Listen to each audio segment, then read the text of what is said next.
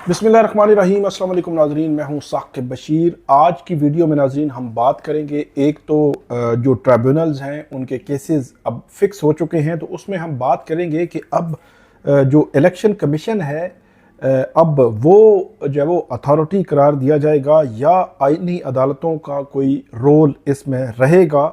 Election commission या आईनी अदालतें, इस पे बात करेंगे। इख्तियारात की जंग कौन जीतेगा और इमरान खान और बुशरा बीबी के 48 घंटे अहम क्यों है, इस पे जो है वो तफसील के साथ बात करेंगे। दो तीन केसेस भी हैं, ट्रिब्यूनल्स के केसेस भी फिक्स हो चुके हैं और आइंदा मंजरनामा क्या बनने जा रहा है और इलेक्शन कमीशन को क्या जो है वो अब इतना बाइख्तियार किया जाएगा कि कोई पूछने वाला नहीं होगा। इस पे तफसील के साथ बात करते हैं, अब हमारे साथ रहिएगा। सबसे पहले इलेक्शन ट्रिब्यूनल का जो केस है 19 अगस्त को सुप्रीम कोर्ट ने फिक्स किया है।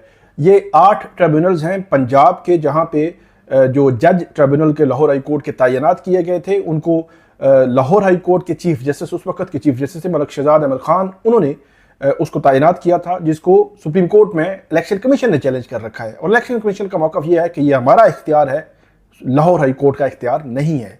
अब जो चीफ जस्टिस काजी फ़ाइज़ ईसा हैं, उन्होंने गुज़श्ता हम देख रहे हैं 5-6 माह में जितने भी इलेक्शन कमीशन के हवाले से फैसले किए हैं, इलेक्शन कमीशन को अथॉरिटी और इलेक्शन कमीशन को अनटचेबल जो है वो करार देना जो है वो बज़ाहिर लग रहा है, क्योंकि उन्होंने ये भी कहा कि जजेस ने गैर ज़रूरी जो है रिमार्क्स के हवाले से जो बात हुई, ऑब्जर्वेशंस जो हाई कोर्ट के जजेस हैं इलेक्शन कमीशन के हवाले से, और इलेक्शन कमीशन एक आईनी इदारा है, कोई दो राय नहीं है इसमें, आईनी इदारा है और उसका इज्जत व एहतराम जो है वो किया जाए।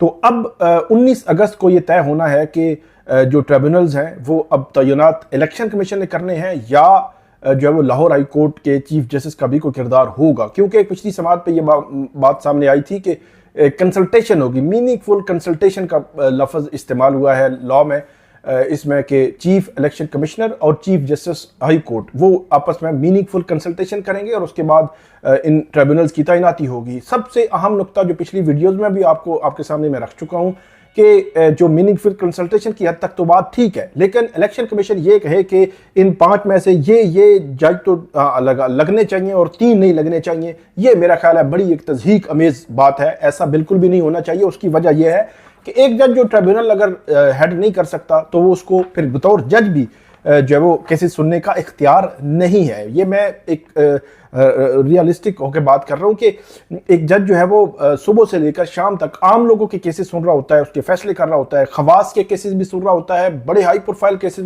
की बेंचेस में भी बैठ रहा होता है और वो केसेस सुन रहा है। अचानक इलेक्शन कमीशन आता है तो वो कहता है कि ट्रिब्यूनल में नहीं, इसको बिठाना चाहिए। तो ये बड़ा हैरान कुन है।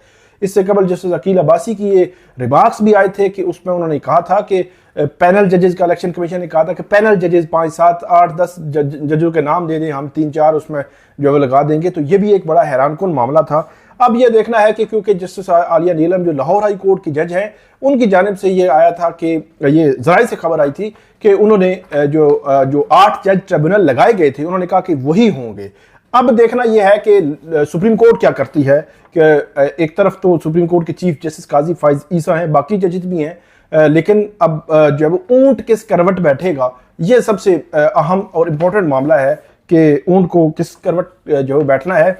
इसके अलावा इस्लामाबाद हाई कोर्ट में भी इलेक्शन ट्रिब्यूनल जो इस्लामाबाद का है, जस्टिस तारिक महमूद जहांगीरी, उनकी तब्दीली के हवाले से फैसला महफूज किया है चीफ जस्टिस आमिर फारूक ने। उस पर फैसला तो महफूज हुआ था 23-24 जुलाई को, लेकिन आनवर्ड सुना था कि 2-4 रोज में फैसला आ जाएगा, लेकिन आया नहीं है। अब 14 अगस्त है आज जब हम ये बात कर रहे हैं, तो अभी तक वो फैसला नहीं आया। अगर फैसला आ भी जाता, फर्ज करें ये फैसला आता कि जो इलेक्शन कमीशन का फैसला है वो कलअदम करार दिया जाता है और जस्टिस जहांगीरी को ट्रिब्यूनल बरकरार रखा जाता है, तो फिर भी समाअत जो है वो नहीं हो सकेगी, क्योंकि जस्टिस तारिक महमूद जहांगीरी छुट्टियों पे हैं और वो उन्होंने आना है सितंबर के पहले वीक में, मतलब 5 सितंबर तक वो छुट्टियों पे हैं। तो गोया 5 सितंबर तक अगर वो बहाल हो भी जाएं तो फिर भी समाअत नहीं हो सकेगी। लेकिन चीफ जस्टिस आमिर फारूक जो है मंडे से वो आएंगे, छुट्टियों पे हैं, मंडे तक जो है वो छुट्टियों पे हैं, तो मंडे को आएंगे तो उसके बाद फिर पता चलेगा कि फिर इस केस का फेट क्या बनता है, ये केस किस तरफ जो है वो जाता है, कि वो जस्टिस तारिक महमूद जहांगीरी ने बरकरार रहना है या नहीं रहना। इस्लामाबाद के तीनों हल्के निशाने पे हैं, बहुत अहम है और इस्लामाबाद के तीनों हलकों में ये डिसाइड होना है कि ये इन हलकों में धांधली हुई है या नहीं हुई। इसी तरह पंजाब 8 फरवरी से ऑनवर्ड अगर आप देख लें तो 8 फरवरी से ऑनवर्ड जो मामलात रुके हुए हैं, 180 दिन होते हैं इलेक्शन एक्ट में, ये जो कानून में लिखा हुआ है कि 180 रोज में इलेक्शन पिटीशनर्स को इलेक्शन ट्रिब्यूनल ने फैसला करना होता है। लेकिन हम देख रहे हैं कि 180 दिन तकरीबन जो है वो गुजरने को हैं, लेकिन अभी तक जो इलेक्शन पिटीशंस है वो 8 ट्रिब्यूनल्स पंजाब के गैर फाल पड़े हुए हैं और एक ट्रिब्यूनल इस्लामाबाद का है वो गैर फाल पड़ा हुआ है। मामलात आगे नहीं बढ़ पा रहे। 8 फरवरी इलेक्शंस पर बहुत सीरियस नोयत के सवालात हैं, लेकिन इसके बावजूद चीज़ें जो है वो बहुत उस तेज़ी से आगे नहीं बढ़ रही जिस तेज़ी से आगे बढ़नी चाहिए। अब 19 अगस्त को ये डिसाइड होगा। अब देखना ये है कि इस्लामाबाद हाई कोर्ट जो है वो इस्लामाबाद के ट्रिब्यूनल का फैसला 19 अगस्त से पहले करती है या इस्लामाबाद हाई कोर्ट जो है वो 19 अगस्त के बाद करती है। और जो चीफ जस्टिस काजी फाइसा ने 2 दिन पहले जो जजमेंट दी है कि इज्जत दें जो है वो इलेक्शन कमीशन को, तो क्या उस इज्जत का लिहाज भी जो है वो रखा जाएगा। हालांकि ये प्योरली कानूनी मामला है और जो जस्टिस तारिक महमूद जहांगीरी है उसमें सीरियस नोयत के इल्जामात अंजुम अकील खान की जो इलेक्शन पिटीशन थी इलेक्शन कमीशन के सामने उसमें लगाए गए थे। तो इस लिहाज से ये सीरियस नोयत का मामला है।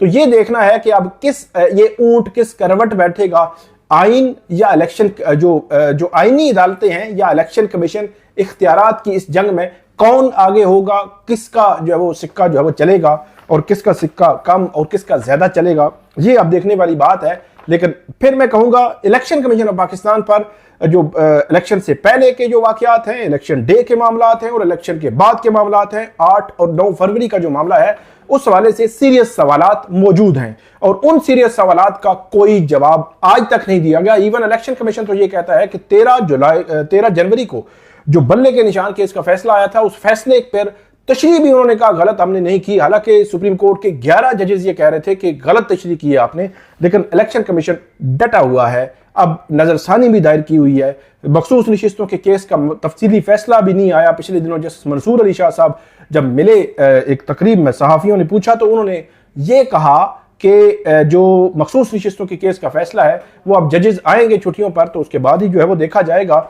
तो अब देखा जाएगा मतलब ये है कि 9 सितंबर के बाद जो है वो या उससे पहले आना है, ये अभी इंतजार है। नजरसानियां दायर हो चुकी हैं, ट्राइब्यूनल्स हैं, एक इख्तियारात की एक जंग है, फिर अदलिया और पार्लियामान के आमने सामने भी हैं और पार्लियामेंट ने एक लेजिस्लेशन की है। जस्टिस मंसूर अली शाह साहब ने पिछले दिनों जो अपनी एक स्पीच में बड़ा वाजे किया था कि आइन बड़ा क्लियर है, कोई जो है वो अगर मगर नहीं है, आपने हर सूरत में उस जो सुप्रीम कोर्ट का फैसला है उस पर अमल करना है। ये कर्टसी नहीं है बल्कि ना ही बोझ है, आपकी आईनी जिम्मेदारी है और आईनी जिम्मेदारी आपने पूरी करनी है, ये कहा था जस्टिस मंसूर अली शाह साहब ने। तो एक तरफ ट्रिब्यूनल्स हैं, एक तरफ मखसूस नशिस्तें हैं और दूसरी तरफ हुकूमत है। हुकूमत 2/3 मेजॉरिटी के लिए हर सूरत जो है वो लेना चाह रही है, बज़ाहिर ऐसे लगता है। और राना सनाउल्लाह जो है उन्होंने यारात को भी कहा कि उम्र बढ़ाना, आईनी तरमीम करना, जजेस की उम्र ज्यादा करना, ये सारी चीजें इख्तियार है पार्लियामेंट का और हम अगर कानून साजी कर लें तो उसको जो है अदलिया नहीं छेड़ सकती क्योंकि पार्लियामान जो है वो सुप्रीम है। एक अजीबो गरीब किस्म की एक इख्तियारात की जंग जो है वो बज़ाहिर लग रही है कि किसका इख्तियार ज्यादा और किसका जो है वो कम है। तो ये एक हमारा मौजूद था। दूसरी बात, दूसरे मामले की तरफ आते हैं कि 48 घंटे अहम क्यों हैं। एक बात तो यह है कि जो बुशरा बीबी हैं और इमरान खान, उन्होंने उनकी गिरफ्तारी हुई थी 13 जुलाई को। 13 जुलाई को इद्दत की केस का फैसला आया तकरीबन 2, 2:30-3 बजे। तो उसके फैसले के 2-3 घंटे के बाद जो नैब है उन्होंने तोशाखाना केस में गिरफ्तारी कर ली। तो उस गिरफ्तारी पे भी एक बड़ा मुज़िका खेज गिरफ्तारी इस लिहाज से थी, उस पर सवालात उठाए थे जस्टिस मियां गुल हसन और अगजेब ने कि क्या ये महज इत्तेफाक था कि 13 फरवरी को ही बुशरा बीबी और इमरान खान के वारंट्स आपने निकाले, क्या महज इत्तेफाक था कि आपने उसी दिन ही गिरफ्तार किया, और क्या ये महज इत्तेफाक है कि आप अगर 108 उन्होंने गिफ्ट लिए हैं तो 108 में आप जो है वो गिरफ्तारी करेंगे। ये सारे सवालात थे लेकिन नैब के पास बज़ाहिर जवाब नहीं था। उन्होंने सिर्फ ये जवाब दिया कि महज इत्तेफाक नहीं था, मतलब 13 को ही अगर फैसला आता ना आता हम उसी दिन गिरफ्तार करना था, लेकिन ऐसा है नहीं है। बुशरा बीबी की 13 जुलाई को इमरान खान की गिरफ्तारी हुई, बुशरा बीबी और इमरान खान की। अब उस गिरफ्तारी के खिलाफ उन्होंने इस्लामाबाद हाई कोर्ट से रुजू कर रखा है और इस्लामाबाद हाई कोर्ट ने सारे इनके केसेस जो है वो क्लब कर दिए। उसमें 2 किस्म की इस्तदाएं हैं।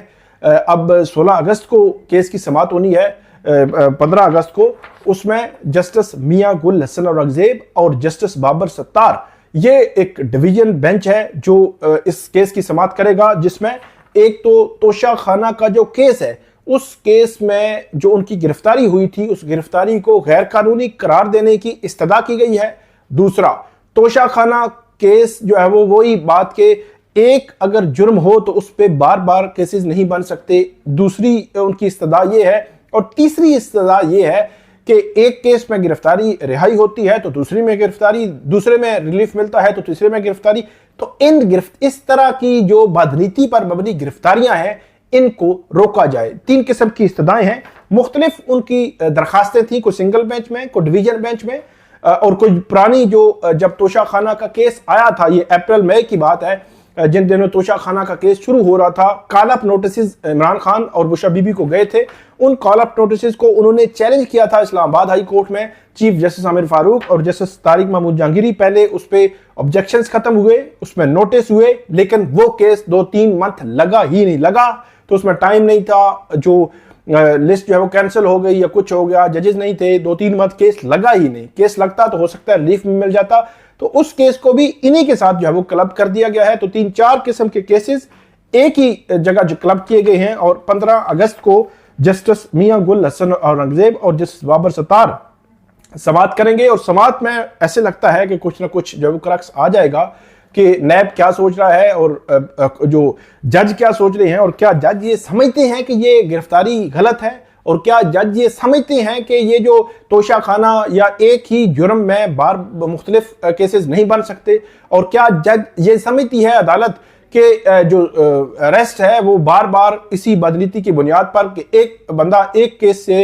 रिलीफ मिलता है, रिहा होता है, जमानत मिलती है, बरियत होती है, तो दूसरे में गिरफ्तार कर लिया जाता है, क्या ये दुरुस्त है? तो इन तमाम सवालात के जवाब जो है वो मिलेंगे कल जो है वो जस्टिस मियां गुल हसन औरंगजेब की जो डिवीजन बेंच है उससे। इसलिए बड़ा अहम है ये मामला, और ये देखना है कि क्या अदालत जो इस किस्म की गिरफ्तारियों से रोकती है, और क्या अदालत इस किस्म के केसेस बनाने के पर सवालात उठाती है, या इस गिरफ्तारी को गैर कानूनी करार देती है या नहीं देती। इसके अलावा बुशरा बीबी को 12 जो मुकदमात हैं 9 मई के रावलपिंडी के मुकदमात हैं, इन मुकदमात में उनको गिरफ्तार नहीं किया गया था, लेकिन उनकी जानिब से बेल बिफोर अरेस्ट ATC में दायर की गई। वो फिर जो है वो अदालत ने कहा कि मेंटेनेबल नहीं है क्योंकि वो गिरफ्तार हैं। तो फिर अदालत ने यह कहा है कि अब उनको गिरफ्तार तस्वर किया जाए और 7 दिन में उनका जो उनकी जो तफ्तीश है, जो इन्वेस्टिगेशन है वो मुकम्मल की जाए। तो इस तनाजुर में जो पंजाब की पुलिस है उसने इस्लामाबाद की एहतसाब अदालत के जज नासिर जावेद राना जो